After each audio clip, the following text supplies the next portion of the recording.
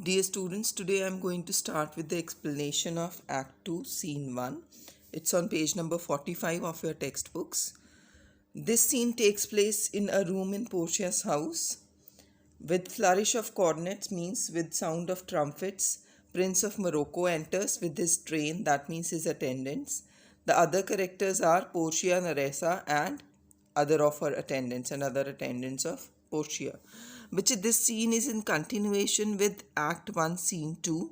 If you remember, in the ending of Act 1 Scene 2, we were told by a servant of Portia, Portia was informed by one of her servant, that a messenger has come who has told that his lord, that is Prince of Morocco, will arrive very soon. So that is what we were informed at the ending of Act 1 Scene 2. So this is in continuation with the same scene. Here Prince of Morocco has arrived. So let's get started. Morocco. Mislike me not for my complexion. So in the very beginning of the scene, Prince of Morocco tells Portia that she shouldn't dislike him for his dark complexion. So as you people, I told you while explaining Act 1 Scene 2 also, that the place Morocco is situated near equator and sun's rays, they fall directly there. So that is why people who live there, they are usually of dark complexion. So Prince of Morocco is very much aware that he is of dark complexion. That is why he is trying to convince Portia not to dislike him for his dark complexion. He says that you shouldn't mislike me for my dark complexion. The shadowed livery. Shadowed here means bitter dark. Livery otherwise means clothing. Here it means skin. Of the burnished sun. Burnished means hot. So he's saying this dark skin of mine is because of the heat of sun, to whom I am a neighbor and near bred. So he's saying that I am a close neighbor. Neighbor means the sun is very close to his place, and near bred means again that I'm closely related to sun. So you can read the reference number 3 given in your textbook. The hot countries near equator are nearer to sun, hence the speaker is the neighbor. Now why is he calling himself neighbor of sun? Because his country is situated very near to the equator and therefore very near to the sun. That is why he calls himself neighbor to sun and a close relative of sun.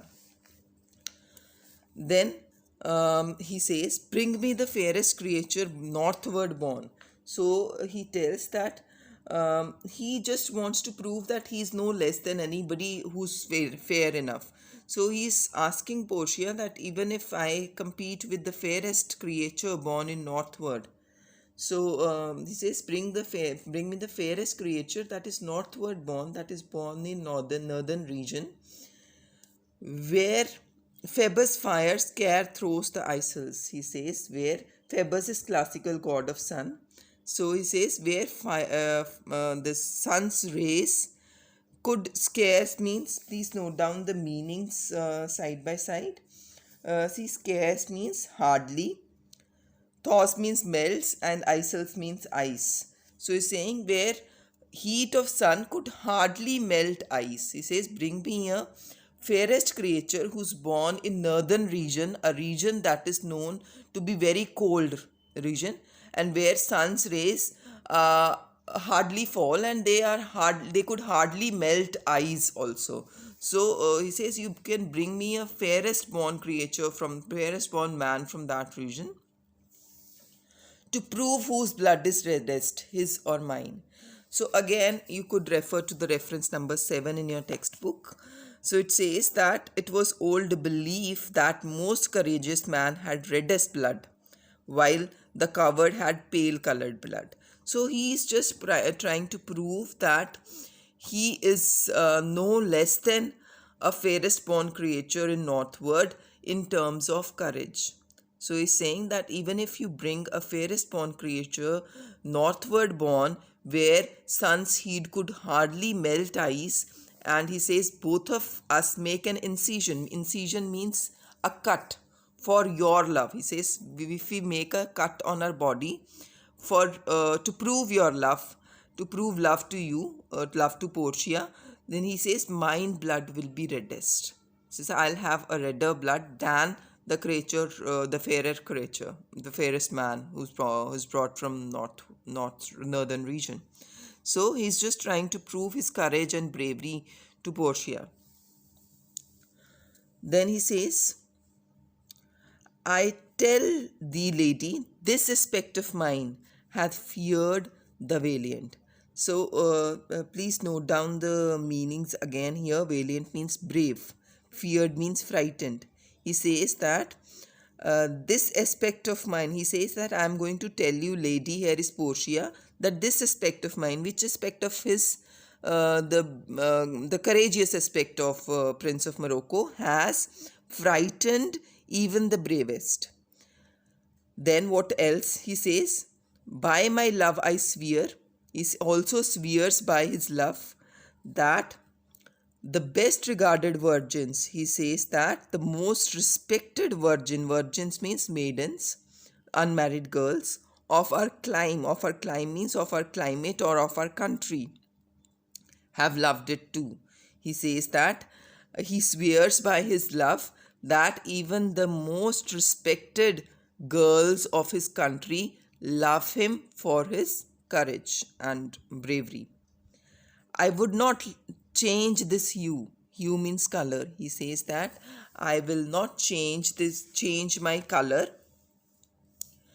except to steal your thought, my gentle queen.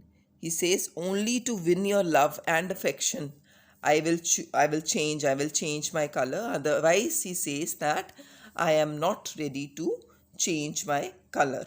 So this is what he says in this last line of this extract. So I'm going to repeat whatever I have told you, whatever I have explained you here. So here in this extract, Prince of Morocco says that Portia shouldn't dislike him for his dark complexion. He says that this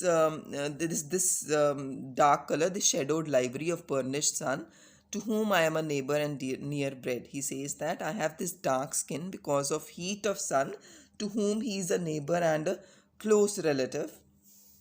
Then he says that if you bring the fairest creature that is born northward, where the sun's heat could hardly melt the ice, and both of us make a cut in our body, then he says that his blood, Morocco's blood, will be reddest. That proving that he is more courageous than any creature who's fair. Then he says that this courageous aspect of Prince of Morocco has even frightened the brave men, and he swears by his love, that even the most respected girls of his country love him for his bravery. Then he says that he is not ready to change his color in any condition except to steal the love of Portia, except to get or gain love of Portia. Otherwise he is not ready to change his color. He can change his color only to win love of Portia. To this, the Portia replies. She says,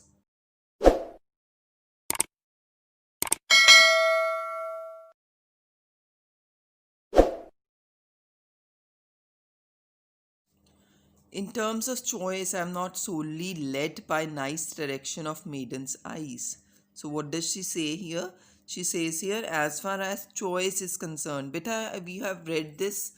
What does Portia say regarding choice in Act 1, Scene 2? She says that she can neither choose the one she likes, neither can she reject the one she dislikes, because she is born by the will of her father, will of a daughter is curbed by will of a dead father. That is what we had read in Act 1, Scene 2. So this is same what she's trying to say here also. She says that in matter of choosing a husband, she is not merely influenced by the appeals of a maiden eyes. Like she cannot choose like any other maiden, any other unmarried girl. She says, I am not entirely influenced by the attractive looks which please a maiden eyes. Usually maiden means unmarried girls. They choose their love for themselves, the one who looks attractive by seeing the outer appearance. He says that I cannot do that. In terms of choice, I do not have a choice to get influenced by attractive looks of a man and choose like any other maiden. So that is what she says in this lines. Moving on to next page. Besides, the lottery of my destiny bars me the right of relentlessly choosing. He says that besides this, the lottery designed by my father, the lottery of casket designed by my father, bars me means it restricts me or it hinders me from the right of voluntary choosing. So from the right of choosing freely.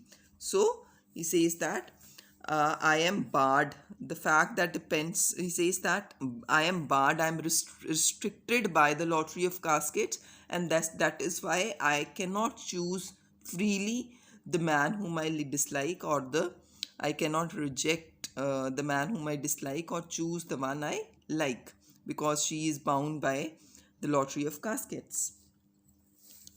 But if my father had not scanted me and hedged me by his wit, please note down the meanings here. Scanted me means deprived me. Says if deprived me of free choice. He says that if my father had not deprived me of free choice or hedged me means bound me by what? Bound me by this casket system. That means one who chooses the right casket could only have the right to marry Portia. He says, if my father had not deprived me of free choice or had not bound me by his wit means wisdom.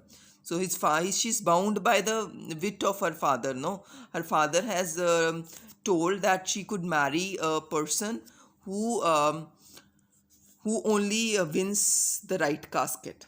So she's bound. She cannot choose a husband for herself.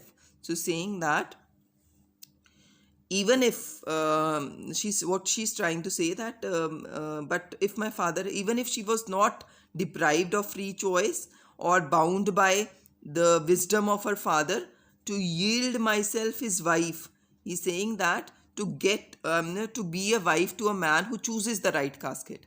So she says to yield myself his wife who wins by the means I told you. By what means has she told him? That the person who chooses the right casket gets the right to marry Portia. He says even if she was not bound by the will of her father, by wit or wisdom of her father, that is the one who chooses the right casket wins Portia as her wife. Even if that was not the criteria of marrying Portia, then also she says, yourself renowned prince then stood as fair as any comer I have looked on yet for my affection.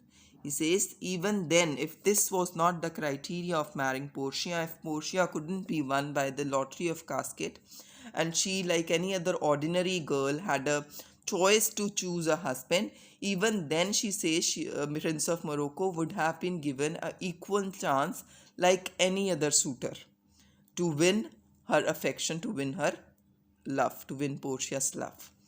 I hope this is clear to you all. I am repeating this extract again, whatever I have explained you. Portia in this extract says that in matter of choosing my husband, I am not influenced by the outer appearance like any other maiden. Then she says that the lottery of casket prevents her from making a free choice.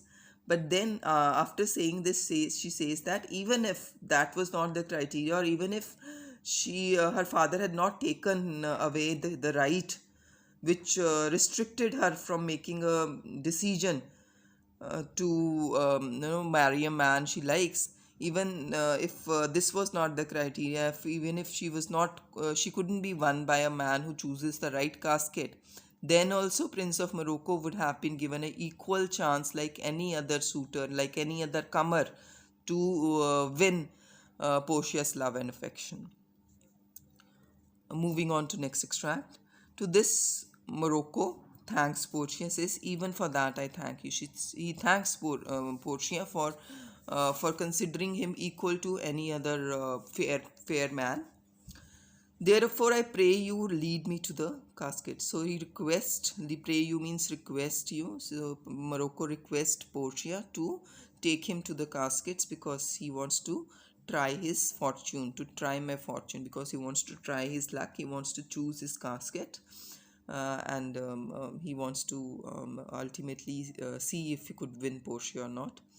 By this scimitar means sword. So he swears by his sword. Now he's all the time boasting about his courage and his bravery. In all this extract, he'll be doing that. So he's swearing by his sword, by which he had slew means murdered. Sophie is king of Persia. So he swears by his sword that slew that has murdered king of Persia and Persian prince. So he's swearing by his sword that has killed uh, king of Persia and prince of Persia, and that won 3 fields of Sultan Suleiman, and the same sword has won 3 fields against 3 battles against Sultan Suleiman. So he's swearing by his sword that has killed king of Persia and Persian prince, and that has also won 3 battles against Sultan Suleiman. So he is swearing by that sword. So what does he swear? He swears that I would outstare the sternest eyes that look. He says that he could outstare. That means he could even challenge the sternest eyes that look. Says that this reference is there on 28th of your book. He says, I would I would look defiantly into the eyes that were very bold. So he could even challenge the boldest man, the boldest looking eyes. He could dare to look into the boldest looking eyes, outbrave the heart most daring on the earth. He also says that he could challenge the most brave man on the earth. So he's saying that he swears by his sword that has murdered king of Persia and prince of Persia, that has won 3 battles against Sultan Suleiman, that he would look into the sternest looking eyes, that he could look into the bold looking eyes without fear. He could even challenge the most brave men on the earth. What else could he do? He could pluck the young sucking cubs from the she-bear. Cubs are young ones of she-bear. He says that the she-bear gets very furious when anybody disturbs her while she's feeding the young ones. She's saying that I am so courageous and brave that I could even snatch away the young sucking cubs from the mother bear while she's feeding them. Ye mock the lion when he roars for prey. So the lion is also very, very terrifying and very. He could attack anybody when somebody distracts or disturb him while he's hungry or while he's out for hunt. So he's saying, but he says that I am so courageous. Prince of Morocco says that I am so courageous that I could even challenge the lion who is out for hunt. He could even challenge a hungry lion which is roaring for his prey in order to win you. So why is he ready to do all these dangerous things? Just to win Portia, win thee lady, win you Portia, he says. So I am repeating this part again. So he swears by his sword that has murdered king of Persia and prince of Persia, and he says that the same sword, he swears by the same sword that has also won 3 battles against Sultan Suleiman. He says that he could outstare the sternest looking eyes. He says that he could challenge the sternest looking eyes. He could look into the most fairest looking eyes. Then he says he could even challenge the most brave man on earth. Then third thing he says, he would snatch away the young sucking cubs from the mother bear while she's feeding them. And he could even challenge the hungry lion which is roaring for his prey in order to win Portia. But alas the while. So again, he comes back to the present, he says, but this bravery is of no use. Why did he say so? But alas the while. He says so because all his courage and bravery is of no use here. It's just a game of luck. Like this lottery, Portia could be won by anybody who chooses the right casket.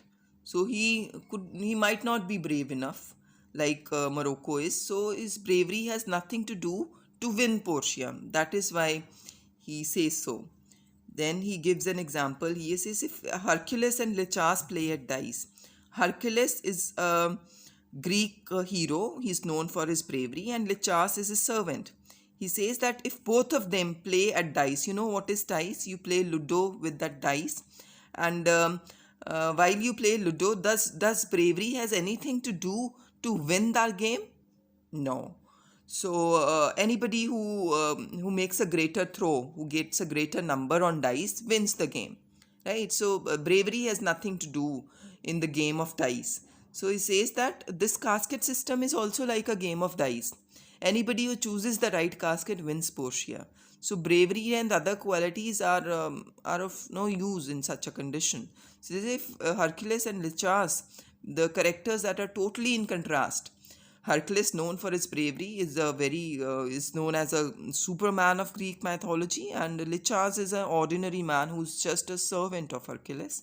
So if both of them are to play at dice, which is the better man, the greater throw? He says that which is the better man, the greater throw may turn by fortune from the weaker hand. He says that if Hercules and Lichas were to play a game of dice to decide which is the better man, by winning throw may come by chance from the hand of the weaker man. So he says that even the weaker man, who's Lichas, could get a higher number on dice and could win. So it's totally a game of fortune and totally a game of luck. So even the weaker man could win here if they are competing in this game. So courage and strength has nothing to do with a game of fortune. So that is what he's trying to say here. So he says that even if Hercules and Lichas were to play play a game of dice to decide which is the better man, by winning a greater throw, even Lichas could win. That is totally a game of chance or luck. So is Alcides. Alcides is another name of Hercules, beaten by his page. Page means servant. So he says in this way, Hercules may be defeated by his servant. So it's totally a game of chance, totally a game of fortune or luck, and even Lichas could defeat Hercules, who is known for his bravery and courage, in a game of fortune. So courage and bravery and other qualities have nothing to do to win in game of chance or luck. And so may I. So he says, similarly, I could also be defeated by anybody who is not as brave as me, who is not as courageous as me, and who is just an ordinary man like Lichas. So anybody could defeat me in this game of luck, in this game of choice. Blind fortune leading me. He says, I am led by this blind fortune. That has nothing to do with my qualities. Miss that which one unworthier may attain, and die with grieving. He says, if I happen to miss this this casket system, if he happens to miss the correct casket, the casket containing Portia's portrait, that any unworthy man could win Portia. So he says, it's only by chance. He's saying that he's led by blind fortune. So he says, I have only blind chance to win Portia.